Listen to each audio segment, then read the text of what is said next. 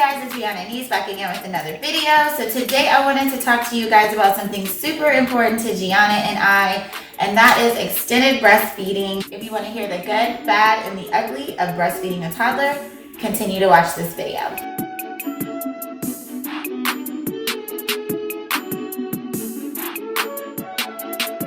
If you're new to my channel, welcome. I'm Rihanna and this is Gianna. She's down there.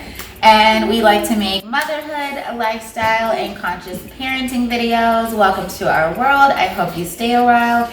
Be sure to subscribe and hit your notifications bell because you won't want to miss a thing. It's Breastfeeding Awareness Month, and I thought this would be the perfect time to give you guys an update on our breastfeeding journey, as well as encourage other moms who are just now starting their journey to continue, push through, and that it does get better on the other side. At least it did for us. So while we're chit-chatting about that, I wanted to make some French toast for breakfast. So don't mind us if we're doing a bunch of stuff with our hands. So my secret to the ultimate French toast is adding apple pie spice into the mixture with the eggs and the milk. It totally makes a difference. And if you want to get really jazzy with it, you can make like some cinnamon apples to go on top. Even though the World Health Organization has suggested breastfeeding until at least 2 years old for the last 10 years. But here in America, there's still a stigma. I mean, we come from a country that is very big on capitalism. So of course, you know, breast milk is natural and free. Formula is very expensive. So of course, formula was pushed a lot here in the United States. We're all about our coin here, and sometimes that can not be to the benefit of women, children, mothers, fathers, everybody.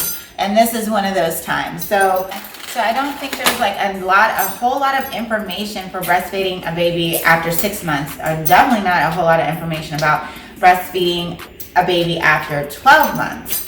Your doctor will probably recommend breastfeeding at least up to a year, but there's so many more benefits. There are still a ton of benefits to extended breastfeeding. Health benefits. It actually helps regulate weight and ensure that your child won't be an obese adult later on in life. It also helps prevent type 2 diabetes because of that.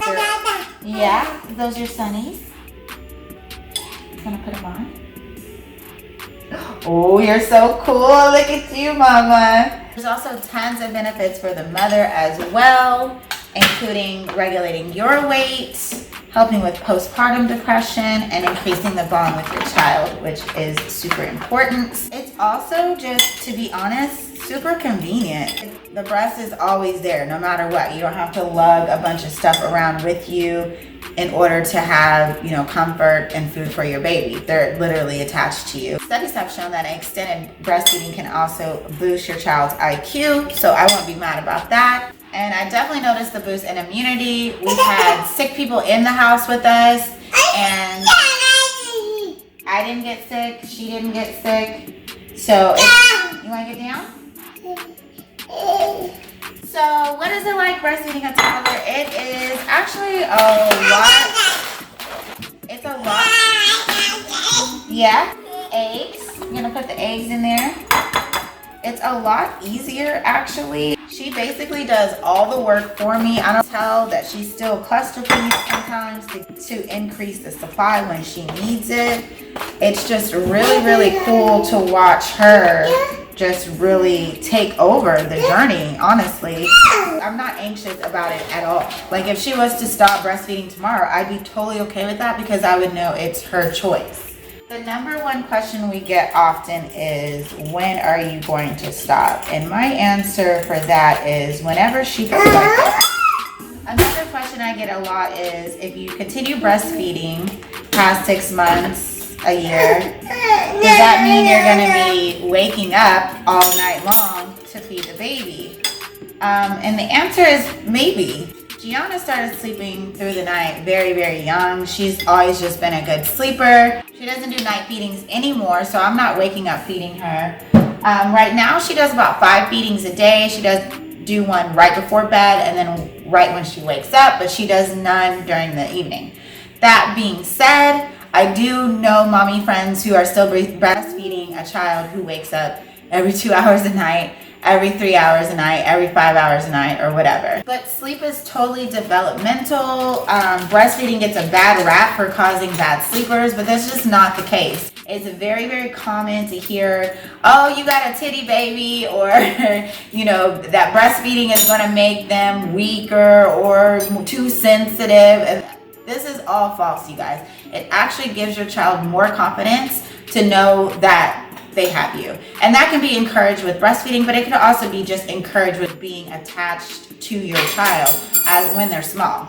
I don't know where we got this whole idea that babies just need to like separate from us at 6 weeks. We often have to do, but it's just not natural, you guys. So if you're a working mom, come home, breastfeed your baby, cuddle your baby, hold your baby. There is nothing wrong with that. You literally cannot hold your baby too much. That is all a myth. Another fun fact about extended breastfeeding and just breastfeeding in general, your milk actually changes with your baby. So as they get older, they need different things. Your milk actually responds to that and changes, which I thought was so fascinating. As far as bottles, a lot of people, you know, will want to transition from just the breast to bottles as well. Gigi never did bottles for some reason. She just didn't want to have anything to do with it. So what we ended up doing is sippy cups, which have been working just fine. I do give Gigi whole milk ever since she was 1. I know I'm probably one of the last mothers to still give their baby cow's milk, and you might think that's a little contradictory to giving, you know, breastfeeding for that long and then giving cow's milk, but I drink cow's milk. I love it. I feel like it makes my hair, my nails strong. I do get USDA organic milk from grass-fed cows. I make sure there's no hormones and stuff like that in the milk, and that has a lot of vitamin D and omega-3. But yeah, I give her cow's milk and she still breastfeeds as well. So that was my introduction to weaning. I'm leaving weaning totally up to her. She eats 3 meals a day plus snacks. She drinks milk and she still breastfeeds 5 to 6 times a day. Now, there's a lot of moms that don't choose to give their baby cow's milk or any kind of other milk besides breast milk, and that is totally fine. That's actually great. But for me, I did want a little piece of my body back, being able to independently feed herself things. I think it really helped our relationship keep going with the breastfeeding. So when I breastfeed, it's truly a joy and I love it. I'm not feeling like, okay, this baby is just totally taking over my body. Oh God, Gigi. You guys have to see this. This is cooking with a toddler. Right here, y'all. Live in the fresh. And she gonna rub it in the thing too. So yeah, that's all the good about extended breastfeeding. The cons, I would say, toddlers can be a little violent. I get kicked in the face a lot. She'll literally like roll out of my lap as she's breastfeeding, still attached to the nipple. So that can be interesting. Because you have the breasts, they definitely tend to like single you out. So sometimes it can kind of hurt daddy's feelings or grandma's feelings. It's not going to change the bond later on in life. I mean, they're still in their baby stages, so it's just a little different right now. The last con would be publicly. I don't do a whole lot of public breastfeeding anymore, but when I do, I don't use a cover and I don't care. You do breastfeed publicly with a toddler.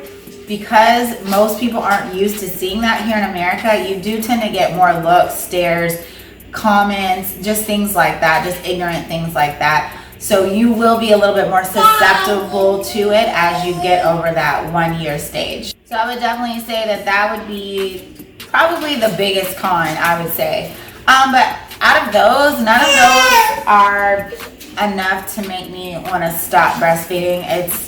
I love it. It's such a natural and powerful thing that you can do. So if you're a new mom, you just had a baby, whether it's your first, second, third baby, but you're in that new mom stage and you're doing your breastfeeding journey, and I know it can be tough sometimes during those first few months, just hang in there. It gets so much easier. I will definitely say breastfeeding a 15-month-old is a breeze. It's so easy. She does all the work. Good job. Okay, bring it in here.